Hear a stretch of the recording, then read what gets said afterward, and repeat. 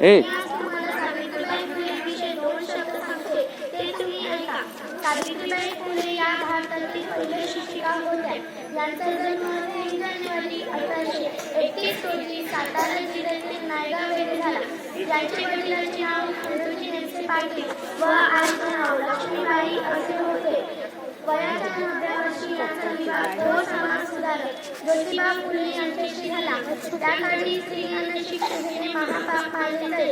अशा कठीण परिस्थितीत ही ज्योतिबाईंनी सावित्रीबाईंना लिहायला वाचायला शिकवले. महात्मा फुले व सावित्रीबाईंनी सन 1848 मध्ये पुण्यात मुलींची पहिली शाळा सुरू केली. त्यांच्या या क्रांतिकारी निर्णयाला लोकांनी खूप विरोध केला. सावित्रीबाई शाळेत शिकवायला जात असताना लोक त्यांच्यावर शेण, चिखल, दगड फेकत असतात, पण त्या डगमगल्या नाही. त्यांनी गोर, गरीब, विधवा व अनाथांना आधार दिला. बालविवाह, सती, केशवपण अशा क्रूर प्रथांना विरोध केला. सावित्रीबाईंनी काव्य फुले, बावनकशी, सुबोध रत्नाकर सारखे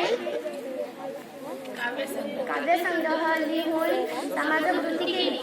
त्यांनी स्त्रियांना साक्षर व्हा, निर्भर व्हा असा संदेश दिला. एवढे बोलून माझे 2 शब्द पूर्ण करते.